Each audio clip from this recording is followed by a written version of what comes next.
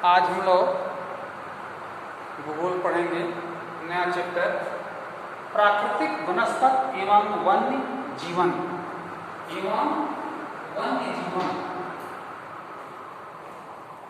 प्राकृतिक वनस्पत ये कोई नई बात नहीं है। और जैसा कि आप कहते हैं कि प्राकृतिक वनस्पत वन, झाड़, बनीले, कंटीले, उष्णकटिबंधीय इत्यादि, ये जंगल से मतलब है। तो प्राकृतिक वनस्पत एवं वन्य जीवन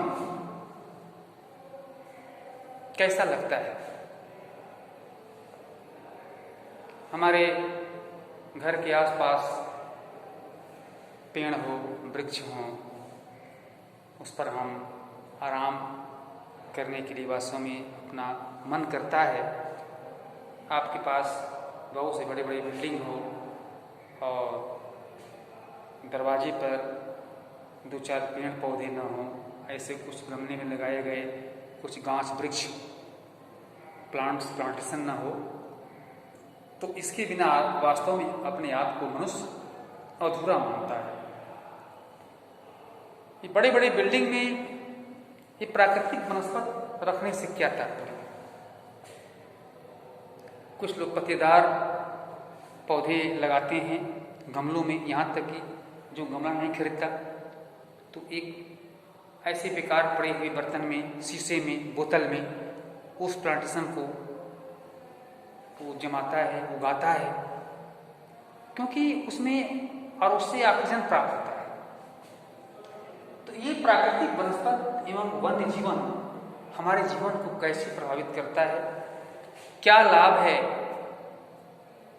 तो इस हम एडवांटेज पर जाएंगे कि वास्तव में वन से हमें अनेक लाभ है।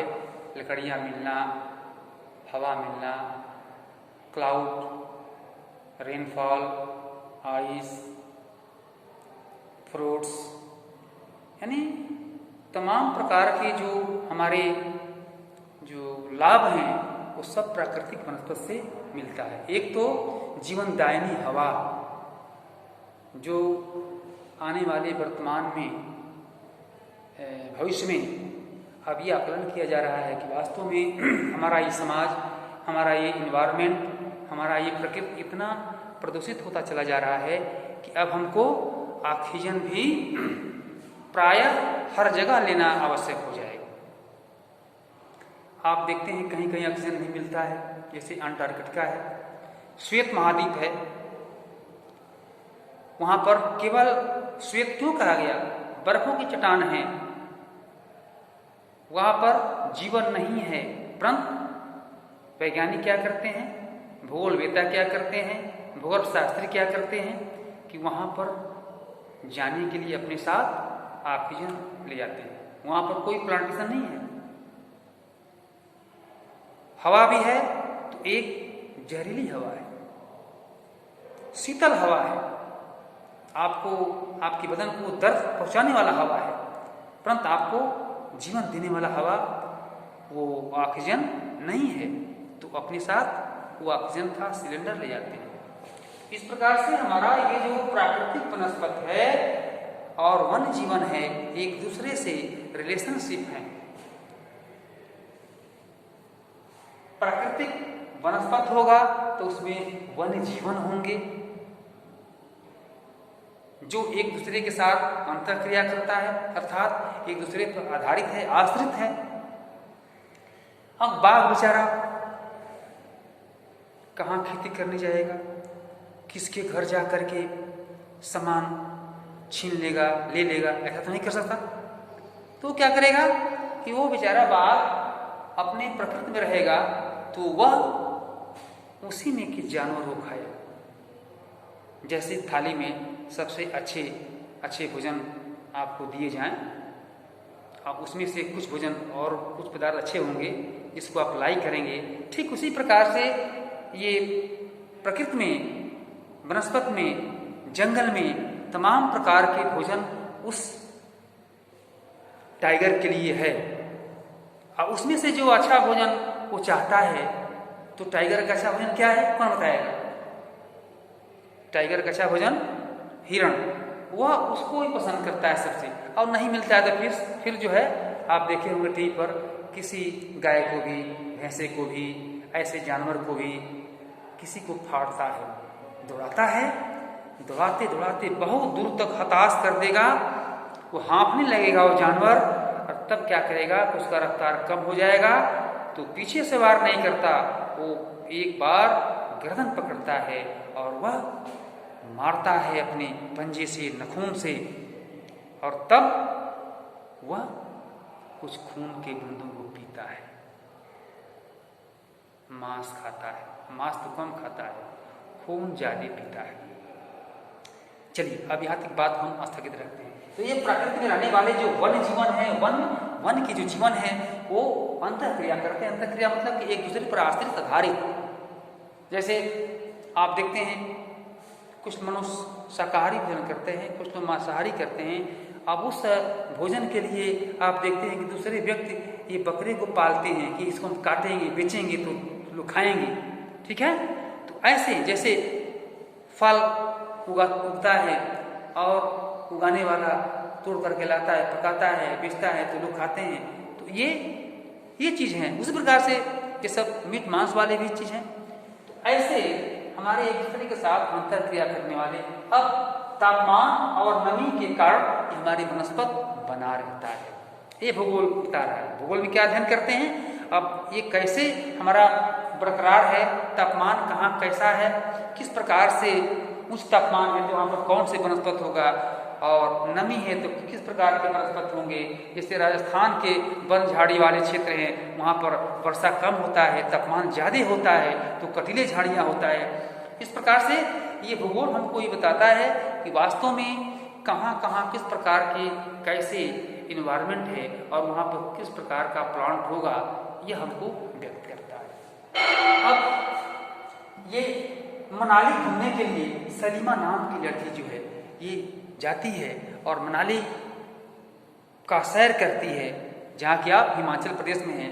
वहाँ देखती है कि वास्तव में रोहतास ये दर्रे जो हैं इतने विहंगम रास्ता है, कैसे वो सड़क है, सड़क मार्ग से जाते हुए दोनों बगल कैसे कैसे झाड़ियाँ हैं, कितने प्रकार के प्लांटेशन हैं, कैसे कैसे ये प्राकृतिक जो छटा है, धराएं हैं, ऊपर चढ़ने के बाद कैसे कैसे नीचे सरोवर टाइप से, झील टाइप से, पौंड टाइप से ऐसे दोनों बगल दिखाई पड़ता है। और उसी के बीच में ऊपर चढ़ते चढ़ते कभी नीचे आते हैं, कभी वो सड़क मार्ग से हम देखते हैं कि वो कैसे फुहरा पड़ते हुए जल की धारा बरसात में कैसे दिखाई पड़ता है। कभी कभी तो बरसात ना हो ऐसे भी वहाँ पर आइस विद्यमान है, ठंडक है। इस दृश्य को वह सलीमा दर्शन करते हुए, दृष्टिपात करते हुए, और वह अपने वर्णन को पाठ में लिखा है कि मैंने इस दृश्य को देखा कि प्राकृतिक वनस्पति वास्तव में क्या होता है। सलीमा के अवलोकन से हम अनुमान लगा सकते हैं कि स्थल की ऊंचाई और वनस्पति की विशेषताएं एक दूसरे से संबंधित हैं। ऊंचाई में परिवर्तन के साथ साथ जलवायु में परिवर्तन होता है। जब ऊंचाई बढ़ता है तो जलवायु में परिवर्तन होता है और इसके कारण अनेक प्रकार के प्राकृतिक वनस्पति पर असर पड़ता है। इसके कारण प्राकृतिक वनस्पति में भी बदलाव आता है। वनस्पति की वृद्धि तापमान एवं नमी पर निर्भर करती है। इसके अलावा यह ढाल एवं मिट्टी की परत की मोटाई जैसे कारकों पर भी निर्भर करती है। इन घटकों में अंदर के कारण किसी स्थान की प्राकृतिक वनस्पति की सघनता एवं प्रकार में भी परिवर्तन होता है। आमतौर पर प्राकृतिक वनस्पति को निम्न 3 मुख्य श्रेणियों में वर्गीकृत किया जा सकता है। क वन, जो वृक्षों के लिए उपयुक्त तापमान एवं परिपूर्ण वर्षा वाले क्षेत्र में उगते हैं। इन कारकों के आधार पर सघन एवं खुले वन विकसित होते हैं। तो हमें ज्यादा आगे बढ़ने की आवश्यकता नहीं है भैया बहनों, क्योंकि हम लोग सामाजिक विज्ञान में वास्तव में हम लोग आगे बढ़े हैं और इस लॉकडाउन में हम लोग कम पढ़ के ज़्यादा समझेंगे। कुछ तो भैया बहने जो ढंग से कॉन्सेंट्रेट नहीं रहता, वो ज्ञान उनके सर के ऊपर से निकलता है जैसे उनको पाले नहीं पड़ता। जब आप ठीक से समझेंगे, सोचेंगे, तब जाकर के आप उस चीज़ को, उस टॉपिक को ठीक से समझ पाएंगे और आपके जो ये मेमोरी है, जो माइंड है, इस मस्तिष्क में आदिकाल के लिए अर्थात पूरे जीवन भर नहीं, परंतु आपका स्मरण जो है इस ब्लैक बोर्ड पढ़ाए हुए तथ्य को हमेशा गूंजता रहता है।